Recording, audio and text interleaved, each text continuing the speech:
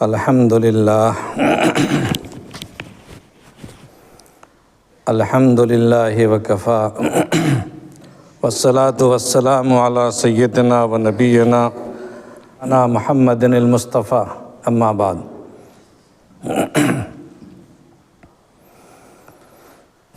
اعوذ باللہ من الشیطان الرجیم، بسم اللہ الرحمن الرحیم۔ هو الذی بعث فی الامیین رسولا منہم یتلو علیہم آیاتہ ویزکیہم ویعلمہم الکتاب والحکمہ۔ صدق اللہ العظیم۔ عزیزو، بھائیو، دوستو، یہ اس تعلیمی سال کے آخری لمحات ہیں اور اس کے بعد پھر یہ سلسلہ کچھ دنوں کے لیے موقوف ہو جائے گا۔ سب لوگ بیچ میں آرام کریں گے، پھر آرام کر کے دوبارہ پھر کام شروع کریں گے۔ یہ وقفہ جو ہے یہ وقفہ استراحت ہے، پھر انشاءاللہ کام شروع ہوگا۔ ابھی امتحانات کے نتائج آئے سامنے اور کچھ لوگوں نے پوزیشن حاصل کی، کامیابیاں حاصل کی۔ یہ مدرسے کا جو کام ہے اور استاذ کا جو کمال ہے کہ طالب علم بالکل ان پڑھا جاہل بن کر کے آتا ہے ابتدا میں، اس کا دامن خالی ہوتا ہے، کچھ نہیں ہوتا اس کے پاس،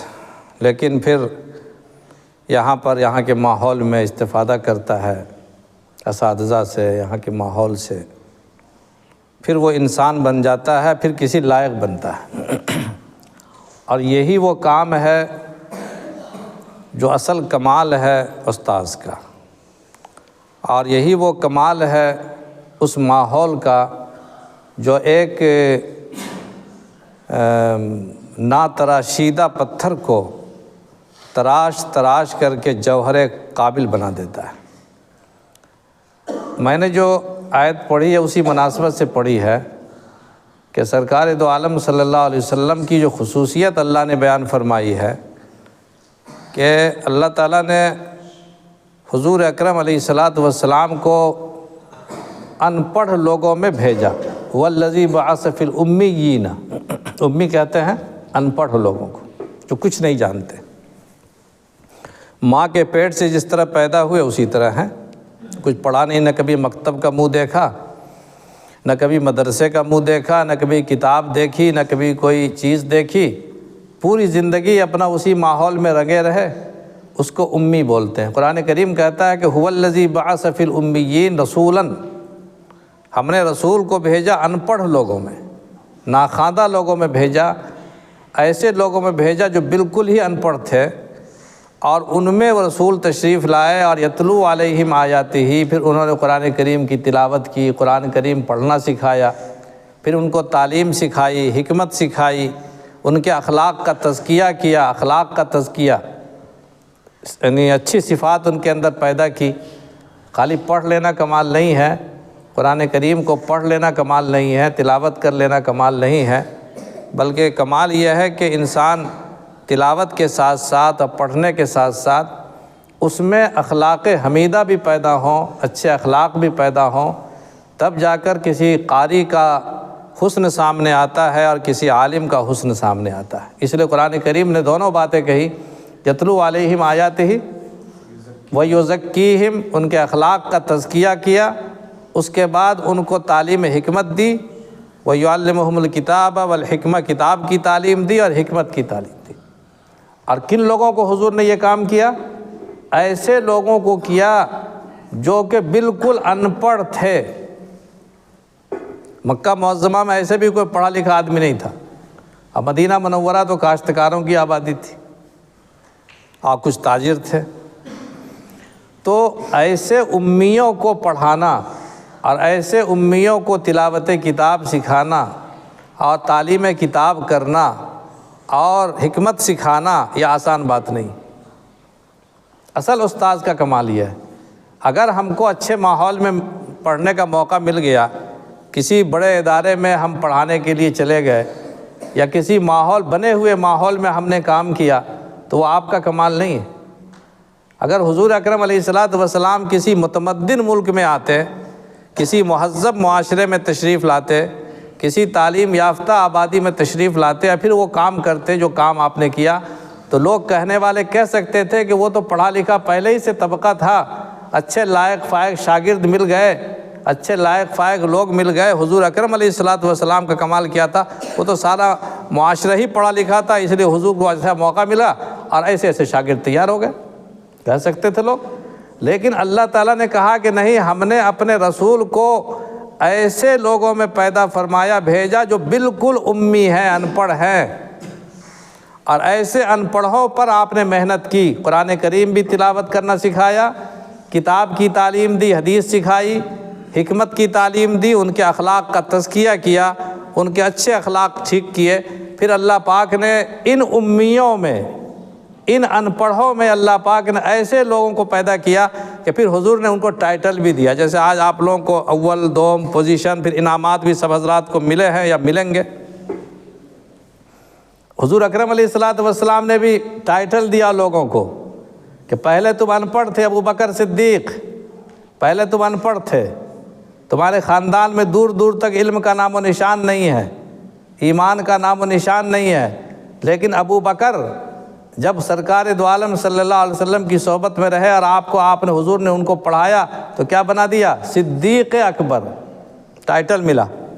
یہ خطاب ملا سرکار کی طرف سے۔ اور صدیق اکبر کوئی معمولی بات نہیں ہے، صدیق کہتے ہیں نبوت کے عکس کا ظہور جہاں پر ہوتا ہے اس کو صدیق کہتے ہیں۔ نبوت تو ملنے والی نہیں ہے،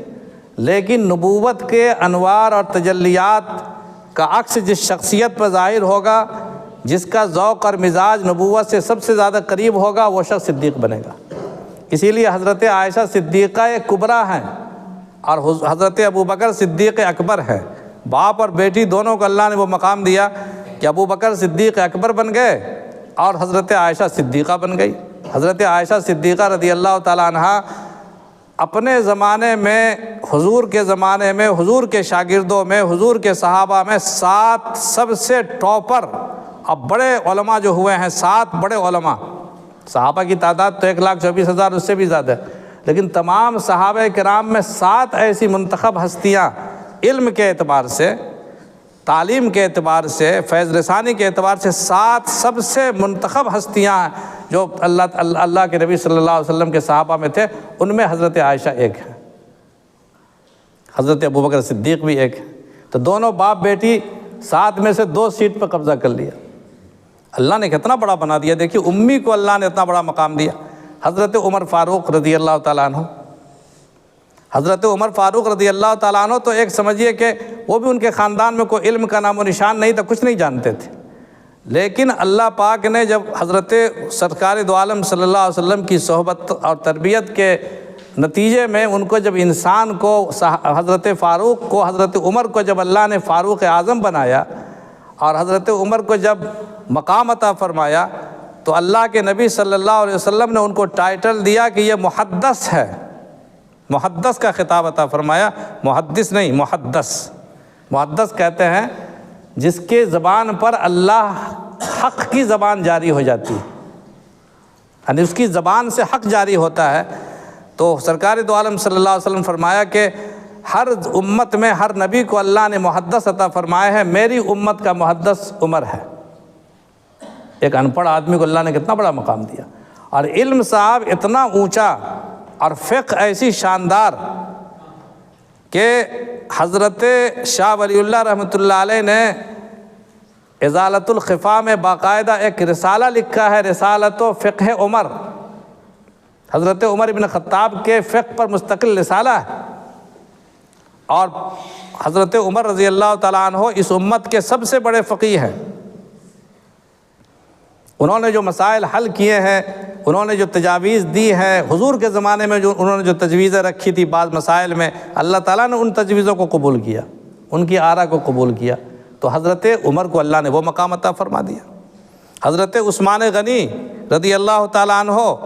کوئی خاندان میں علم نہیں، جو خاندان بنو امیہ ہے انہی کے گھرانے سے ہے، تو حضرت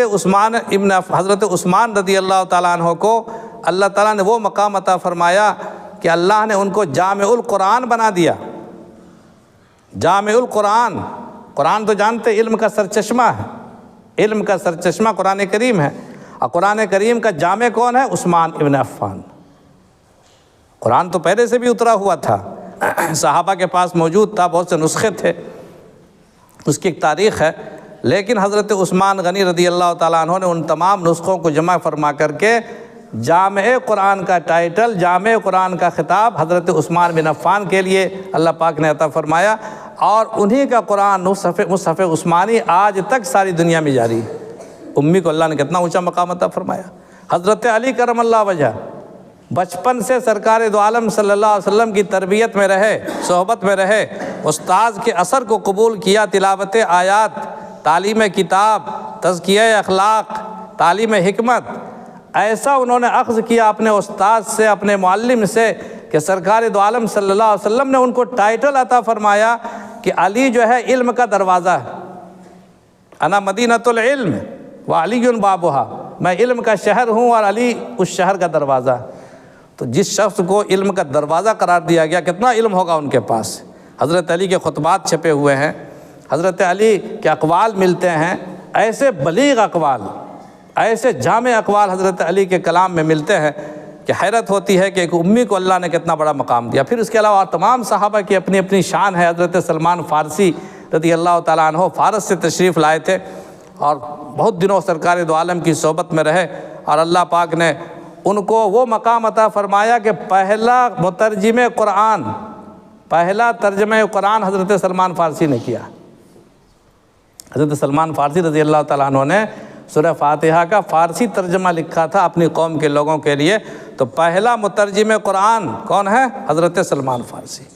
تو دیکھیے مترجم قرآن حضرت سلمان فارسی رضی اللہ تعالیٰ عنہ۔ تو اللہ تعالیٰ جب امیوں میں کام کرتا ہے، انسان ان پڑھوں میں کام کرتا ہے، ان سنگ ناتراشیدہ پر محنت کرتا ہے، پھر اللہ تعالیٰ ان کو چمکاتے ہیں، یہ استاذ کا کمال ہے۔ تو اس لیے یہ بہت بڑی بات ہے کہ چھوٹے ماحول میں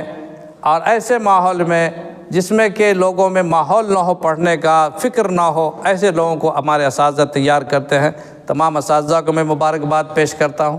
اور ان تمام طلبہ کو بھی مبارکباد پیش کرتا ہوں جنہوں نے امتیازی کامیابیاں حاصل کی، اور یہ کامیابی دراصل ان کی نہیں ہے، ان کے اساتذہ کی کامیابی۔ طالب علم کو اپنی کامیابی نہیں سمجھنا چاہیے، بلکہ کیا کرنا چاہیے؟ ہر چیز کو اپنے استاذ کی طرف نسبت، اپنے بڑوں کی طرف نسبت، کہ میرے اندر تو کچھ نہیں ہے، یہ سب کچھ ہے میرے استاذ کا، میرے استاذ کی جوتیوں کا صدقہ ہے، میں تو کچھ جانتا ہی نہیں۔ جب تک طالب علم میں یہ کیفیت رہے گی، انشاءاللہ اس کے علم میں ترقی ہوگی۔ اور استاذ تو ایک ذریعہ ہے، مدرسہ تو ایک ذریعہ ہے، اصل علم دینے والے اللہ تعالیٰ۔ تو جب تمہارے دل کی یہ کیفیت ہوگی، اللہ کی طرف سے علم کا سرچشمہ جاری رہے گا، اور اللہ تعالیٰ تم سے ایسے ایسے کام لے گا، ایسے ایسے کام لے گا، اور تم کو اللہ تعالیٰ ایسی سلامتی عطا فرمائے گا، ایسے مواقع عطا فرمائے گا کہ پھر تم کو دنیا دبا نہیں سکے گی۔ جو لوگ اپنے اساتذہ کو بھول جاتے ہیں اپنے کمال کے دور میں، جو لوگ اپنے والدین کو، اپنے ماں باپ کو بھول جاتے ہیں اپنے شباب کے دور میں، جو لوگ کہ اپنے مشائخ کو اور اپنے شیوخ کو، اپنے اساتذہ کو، اپنے معلمین کو بھول جاتے ہیں اپنے عروج کے دور میں، اللہ تعالیٰ ان کے عروج کو زوال عطا فرماتے ہیں، ان کا فیض ناتمام رہتا ہے اور ختم ہو جاتا ہے۔ اس لیے ہمیشہ اپنے آپ کو وابستہ رکھنا ہے اپنے مدرسے سے، اپنے آپ کو وابستہ رکھنا ہے اپنے اساتذہ سے، ہمیشہ ان کی دعائیں لینی ہے۔ تمہاری حرکتوں سے کسی بھی بڑے کو، کسی بھی استاذ کے دل میں بال تک نہ آوے تکلیف کی بات تو دور کی بات ہے، تب جا کر یہ فیض ملے گا۔ یہ سارا رشتہ، یہ سارا تعلق ادب اور محبت کا ہے عزیزو۔ محبت تمہیں ہوگی، آداب محبت خود تم کو معلوم ہو جائیں گے۔ محبت نہیں ہے تو کچھ بھی معلوم نہیں ہوگا۔ اس لیے اس محبت کو اس ادارے کے ساتھ، یہاں کے در و دیوار کے ساتھ، یہاں کے ماحول کے ساتھ ساری زندگی کا اپنا قرض سمجھو۔ اس قرض کو ساری زندگی ادا کرو گے، پھر بھی سمجھو کہ ہم نے قرض ادا نہیں کیا۔ جیسے ماں باپ کے بارے میں آتا ہے کہ انسان اگر اپنے ماں باپ کے ساری زندگی خدمت کرتا رہے، غلام بن کے رہے، تب بھی اس کی خدمت کا بدلہ ادا نہیں ہو سکتا۔ اسی طرح استاذ کا درجہ بھی باپ ہی کے درجے میں ہے، مدرسہ بھی ماں کے درجے میں ہے، تو ماں اور باپ کا درجہ اتنا اونچا ہوتا ہے کہ تم کتنی خدمت کرو گے تم اس کا بدلہ نہیں چکا سکو گے۔ اللہ تعالیٰ تمہارے اس اختتام کو بھی، تمہارے اگلے سفر کو بھی، اور ہمارے اساتذہ کے بھی اگلے سفر کو کامیاب فرمائے، سب کو سلامت رکھے، اس ملک کے ماحول کو سلامت رکھے، اور وہ حالات اللہ تعالیٰ نہ پیدا ہوں جو اس سے پہلے پیدا ہوئے تھے۔ اور اس وقت پتہ نہیں اس وقت کے طلبہ میں کوئی ہے کہ نہیں، جب مدرسہ بند ہو رہا تھا حالات ایسے نہیں تھے، معلوم نہیں تھے کہ حالات خراب ہوں گے، لیکن یعنی بے ساختہ اس قدر گریہ طاری ہوا، بات کرتے ہوئے، گفتگو ایسے تقریر کرتے ہوئے اس قدر رونا آیا کہ گفتگو ختم کرنا پڑا اور بات مکمل نہیں رہ سکی، اور حالات پھر واقعی خراب ایسے ہوئے کہ مدرسہ 2 سال تک بند ہی رہا۔ کسی کو پتہ نہیں تھا کہ مدرسہ بند ہونے والا، لیکن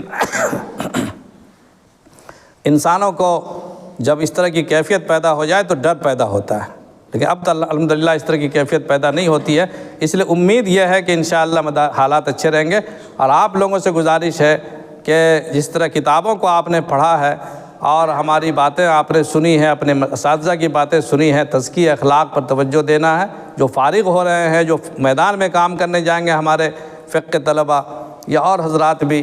حفظ کے لوگ جو پڑھانے کے لیے، پڑھنے کے بجائے پڑھانے کا سفر کریں گے، میں ان سے بھی گزارش کروں گا کہ اپنی زندگی میں سب کچھ بن جانا، اپنے منصب کو نہ بھولنا، ٹھیک ہے؟ انشاءاللہ اللہ تعالی ہمیں کہنے سے زیادہ اور سننے سے زیادہ عمل کی توفیق نصیب فرمائے۔ وآخر دعوانا الحمدللہ۔